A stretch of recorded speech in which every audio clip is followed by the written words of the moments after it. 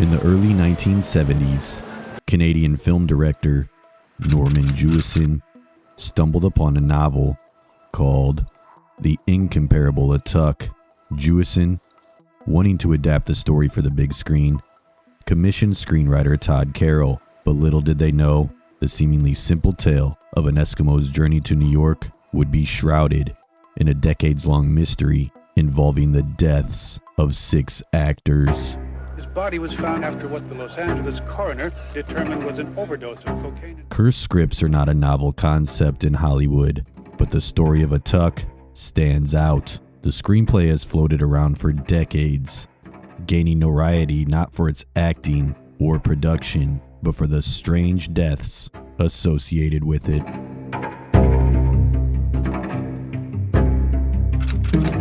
Atuk, a young Eskimo, befriends a New York reporter named Micheal. Micheal, sent to his community for a commercial shoot, becomes Atuk's guide and friend. Their bond deepens when Atuk saves Micheal's boss from danger. As a token of gratitude, the boss offers Atuk a modeling role in the commercial. However, Atuk soon discovers the ulterior motive. The commercial is intended to gain public support for a project that will destroy his village and replace it with a modern city. Atuk confronts the corporate boss and exposes his plan to the investors, saving his people and winning Micheal's heart. A typical coming-of-age story, devoid of any supernatural elements. Yet, Atuk has cast a long shadow over Hollywood, its script forever linked to the unexplained deaths around it. After years of polishing, the Atuk script finally landed at United Artists in the late 1970s. Jewison, the director, already had his eyes on the perfect lead, John Belushi, the comedic star of Saturday Night Live and Animal House. He sent the script to Belushi, who was immediately smitten with the character of Atuk. Belushi was eager to join the project, and by 1981, they had finalized their plans, aiming for a late 1982 production start. But fate had other plans. In March 1982, Belushi's friend entered his hotel room at Chateau Marmont, only to find Belushi's lifeless body on the floor. He was just 33 years old. An autopsy confirmed the cause of death as a drug overdose. Further investigation led to Catherine Evelyn Smith, who admitted to providing the fatal mix, but claimed it was just a tragic accident. Jewison, heartbroken by the loss of his chosen star, shelved the film, unsure of how to move forward without Belushi. The Atuk curse had begun. In 1987, a new studio revived the project and started looking for a new lead actor. Sam Kinison, a comedian known for his wild personality, loved the script and signed on. Production started, but things quickly went downhill. Kinison clashed with the producers and directors over his behavior, which included unreliability, drinking, and demanding script rewrites. His arrangements and stubbornness ultimately led to him being fired, halting production once again. Some believe Kinison's volatile nature might have contributed to his own untimely death. In 1992, while on a road trip, Kinison and his friends were hit by a drunk driver. Though he walked away from the crash, internal injuries led to his death within an hour. His final words, according to his friends, were, "I don't want to die," followed by a calm acceptance of his fate. Kinison's death added another layer of tragedy to the already cursed Atuk project.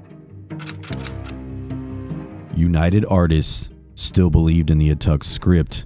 In 1994, another comedic powerhouse, John Candy, came across the project. He loved it and was eager to bring the story to life. However, he had to finish his current film, Wagons. On March 4th, 1994, during a short vacation, Candy was found dead in his hotel room. He was only 43 years old. While an autopsy wasn't performed, it was determined he died of a heart attack. This event finally sparked the birth of the Atuk curse. People began to believe the project was cursed, causing these untimely deaths. While the exact details remain unclear, Micheal O'Donoghue's involvement with Atuk dates back to the early 1980s, likely during the initial script development. Some claim he even introduced the script to John Candy and they collaborated on potential revisions. Whether he was formally attached to the project remains unknown. On November 8th, 1994, just 8 months after Candy's death, O'Donoghue suffered a fatal brain hemorrhage. This made more people think the Atuk curse was real, making them believe something evil was causing these deaths. In 1997, the Atuk script resurfaced once again, landing in the hands of comedian Chris Farley. He was immediately drawn to the script, especially after learning John Belushi, his idol, was once attached to the lead role. Farley saw this as a chance to honor Belushi and bring the story to life. How's everybody? Farley was cast in the lead role, despite producers knowing his struggles with drug addiction. This oversight would prove fatal later on. On December 18th, 1997, Farley was found dead in his apartment at the age of 33. His death, eerily similar to Belushi's, now fueled the legend of the Atuk curse. With 5 deaths linked to the project, this infamous script now earned the title of Hollywood's deadliest. Despite the growing fear, Carroll and the production company remained determined to make the film. Phil Hartman, unfortunately, became the next victim of the Atuk curse. He signed on to play the villain and began filming in late 1997. During this time, Hartman's marriage was going through a rough period, with his wife Bryn struggling with drug addiction. He threatened to divorce her to focus on his career, further straining their relationship.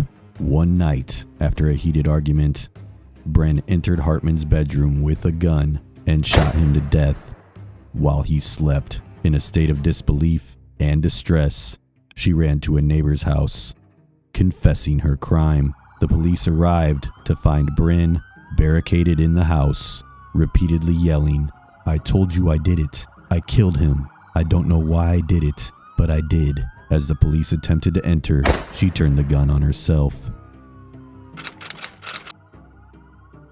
People think the Atuk script has a curse on it called the Book Curse. This curse is believed to affect anyone who steals or owns a stolen copy of the script. Some speculate the story's original idea may have been stolen, leading to the rightful owner to curse it. However, no such writer has ever come forward.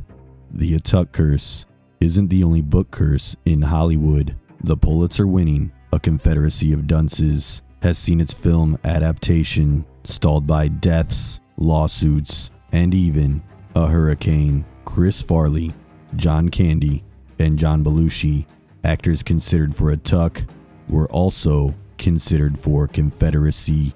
Speculations have proposed theories to explain these deaths, suggesting they stem from the actors' attempts to alter the script. Kinison and O'Donoghue both tried to make changes, with Kinison even demanding a complete rewrite.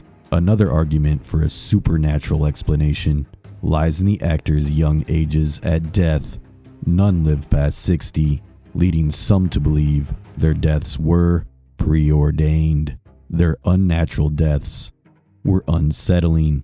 Belushi and Farley's drug overdoses, Kinison's car accident, and Hartman's murder raises speculations and theories. Curiously, all the actors had connections to Saturday Night Live, either appearing as guests, hosts, or writers. Belushi and O'Donoghue were even original writers for the show, while Farley died a month after his final appearance. Coincidentally, Chris Farley, John Candy, and John Belushi were all considered for the role of Ignatius J. Riley, the boisterous main character in the film, A Confederacy of Dunces. The screenplay has been in development since 1980. As is the case of Atuk, the project remains on the shelf. Comparisons have been drawn to the Gloomy Sunday song, which supposedly caused suicides, and some believed the song stimulated certain brain vibrations. People believe the Atuk script could have had a similar effect. Despite the speculation, Todd Carroll denies the existence of any curse, claiming no one has died from reading the script. Several film executives agree.